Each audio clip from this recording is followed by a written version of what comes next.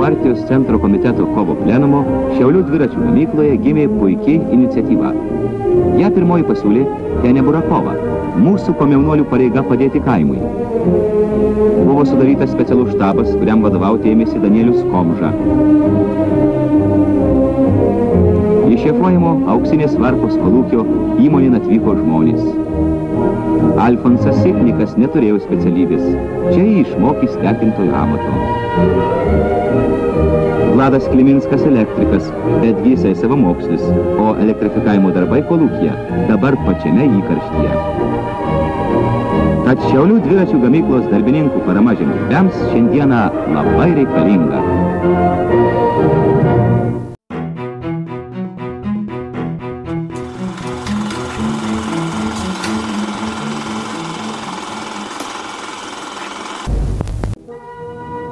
Net pažinsi šiandien Šiaulių. Pakilęs iš griuvėsių jis gyvena pilną kraujų gyvenimų. Tačiau pasitaiko dar individų, kurie apgaulę mulkinimu temdo protą.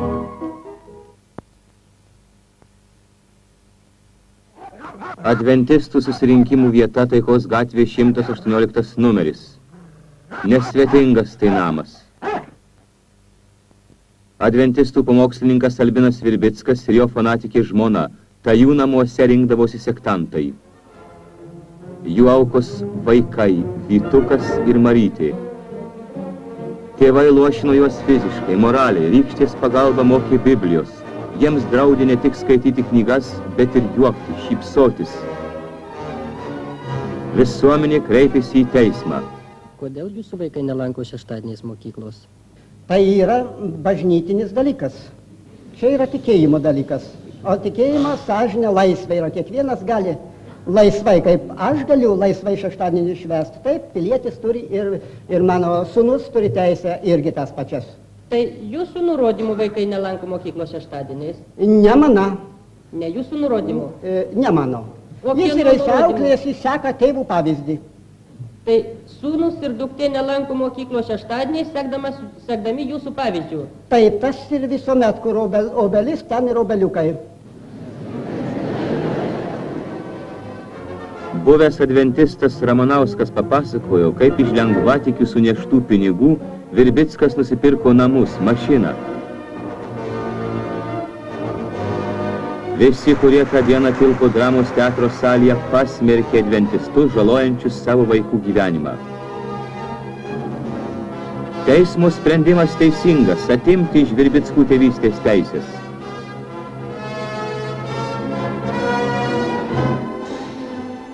Vaikai augs Šiaulių mokykloje internate.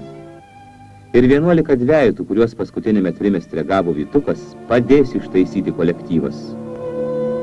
Jis ištirpdys iš mažens įskiepytą nepasitikėjimą žmonėmis.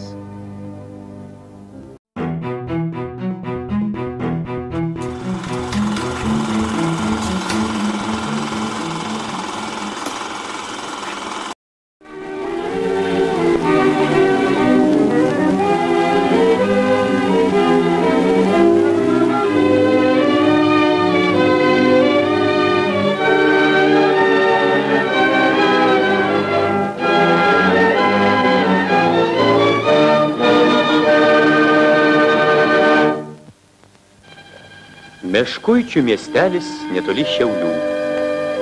Jame įsikūręs raudonosios vėliavos kolūkis auga ir turtėja. Šiemet vien iš gyvulininkystės gauta apie 1 milijoną rublių. Čia kuriamasi ilgam patvariam kolūkiniam gyvenimui.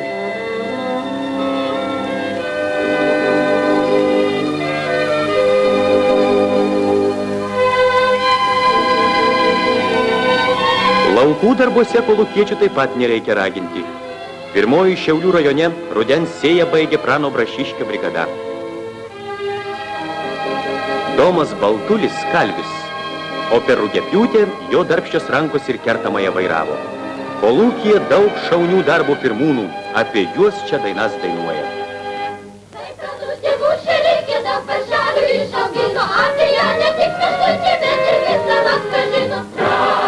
Pranė Taujanskaitė, visasąjunginės žemės ūkio parodos Maskvoje dalyvė. Veršininkė Baltulienė, aplankykite visiems, auga veršiai kaip naujiesi po kilogramą kasdien. Gražiai auga visi 50 Stasės Baltulienės veršeliai. Mūsų lūtis milijonierius raudonoji vėliava, kasdien auga ir stiprėja, kaip ir niekada.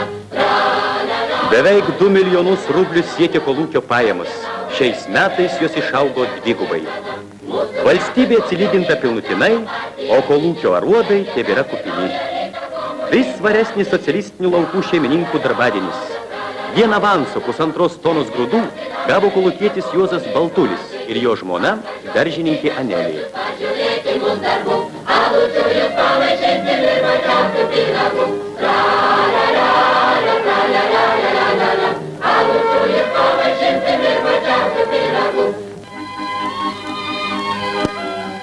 Ne tik darbą, bet ir dainą myli kolūkiečiai. Yra kolūkyje dainų ir šokių ansamblis.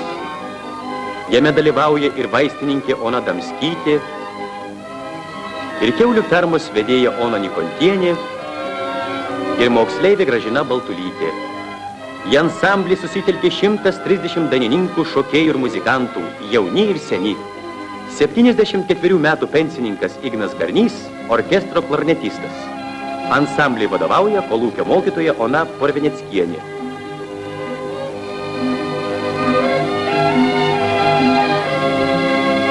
Visa Vilčiauskų šeima, tėvas, duktė ir du sūnus saviveiklos dalyviai. Daina čia lydi darbą ir šventes. Šį vakar į kolūkio derliaus nuėmimo šventę renkasi gyvulių augintojai ir laukininkai, daržininkai ir jaunieji mičiulininkai, visi su savo išaugintomis gėrybėmis.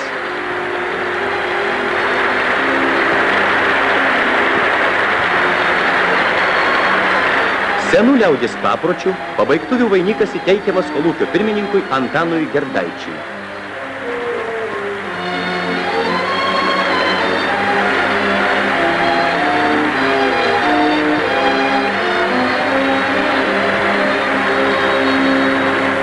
Draugai kolūkiečiai, mes šiandien čia susirinkome atšvęsti derliaus nuėmimo šventę.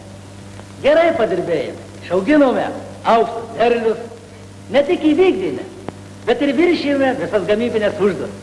Šią šventę turime atšvęsti linksmai.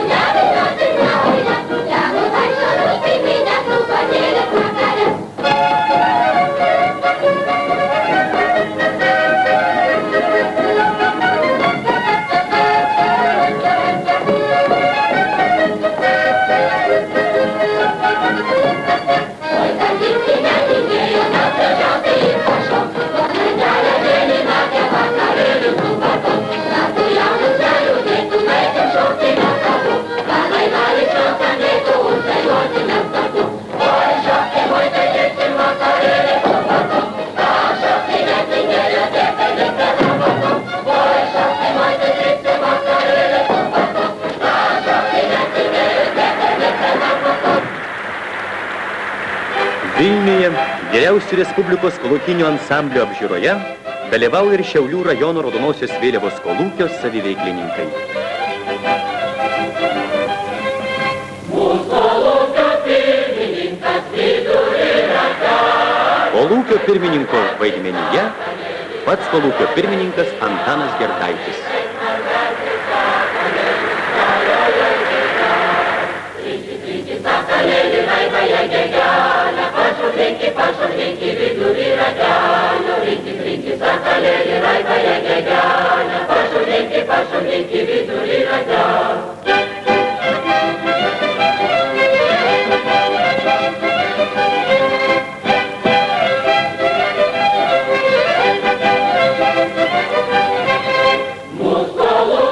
Kiaulininkės vaidmenyje kolūkio kiaulininkė Pranė Taujanskaitė.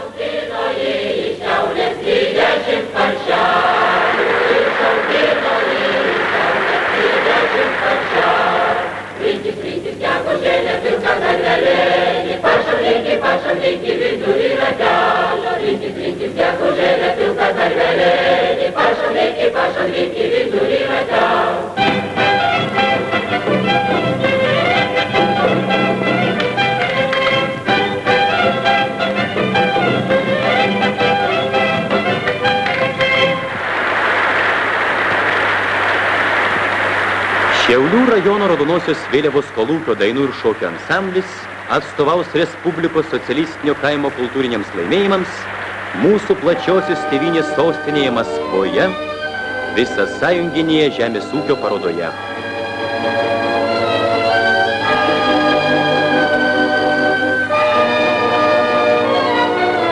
Šiuose paviljonuose rūmuose sukauptos visų 16 Respublikų žemės ūkio priešakinis patyrimas ir milžiniški laimėjimai pasiekti komunistų partijai vadovaujant.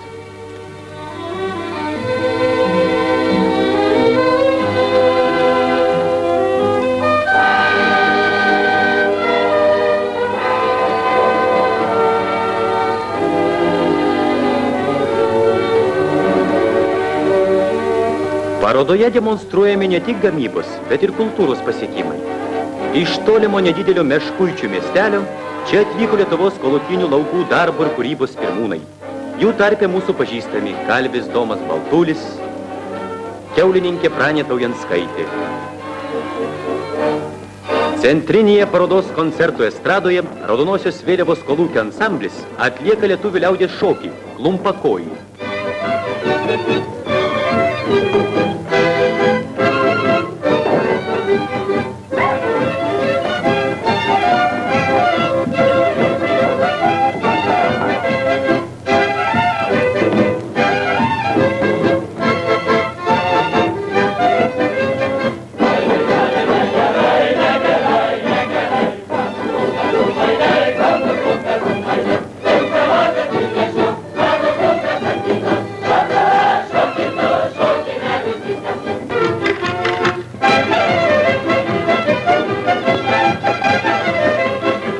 Vėlyvo vakaro parodos aikštėje ir alėjose skambėjo lietuviška daina apie kolūkinio gyvenimo laimę.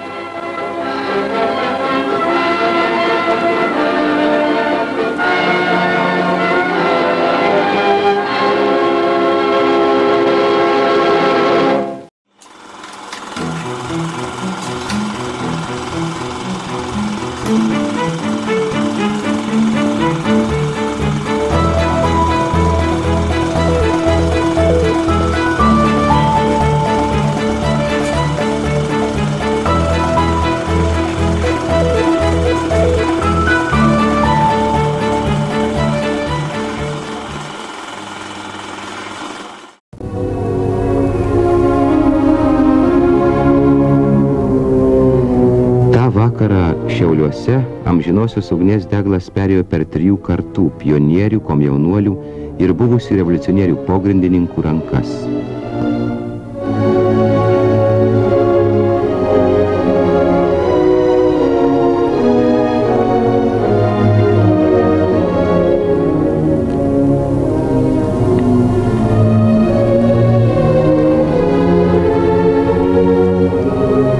Amžinąją ugnį kelios Šiaulių komjaunimo kartos nunešė prie paminklo žuvusiam pogrindininkui komjaunuoliui Garigui.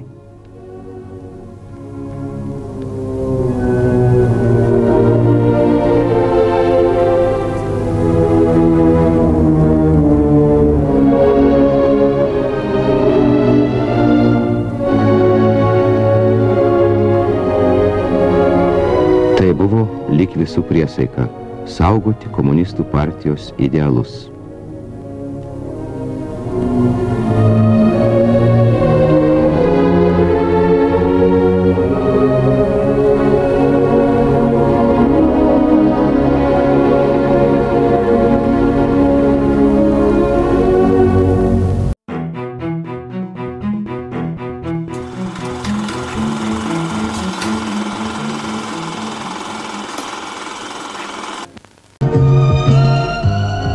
Šiauliai 1977 gegužės 5. Войска Первого Прибалтийского фронта в результате стремительного удара танковых соединений пехоты сегодня овладели городом Шауляй. Вечная слава героям, павшим в боях за свободу и независимость нашей Родины.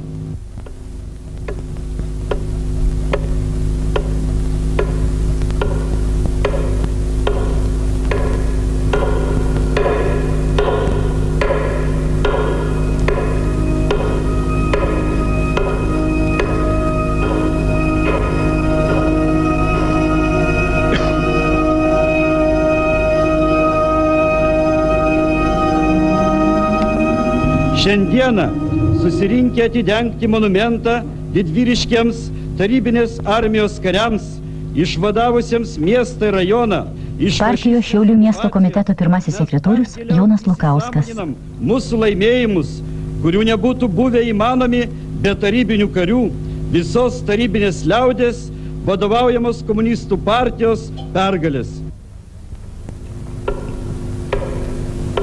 Tai monumentas skirtas atminimui tų, kurie pakėlė visus kovos prieš hitlerinius grobikų sunkumus, kurie triuškino Lietuvos komunistų partijos centro komiteto pirmasis sekretorius draugas Petras Griškevičius. Tai paminklas mūsų istoriniai pergaliai, iškovotai visos tarybinės liaudės, jos šlovingų ginkluotojų pajėgų didžiausio ir didvyriškumo ir pasiaukojimo dėka. Už tarybinės tėvinės garbę, laisvę ir nepriklausomybę, petys petin kovėsi visų tarybinių tautų sūnus ir dukros.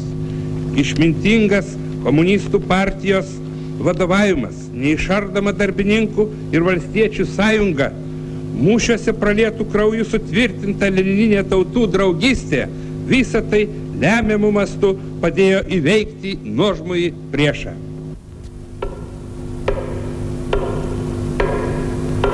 Сегодня мы утром слушали по московскому радио с таким радостным волнением сообщение о том, что вот здесь, на литовской земле, под Шауляем, открывается этот замечательный памятник. Dimisijos generolas pulkininkas Nikolajus Chlebnikovas. Говорит за то, что литовский народ чтит память своих побед. Kalbėjo generolas leitenantas Ivanas Gubinas, dimisijos generolas majoras Jonas Macijauskas, socialistinio darbo didvyriai Janina Leščinskienė, Albinas Baltrušaitis.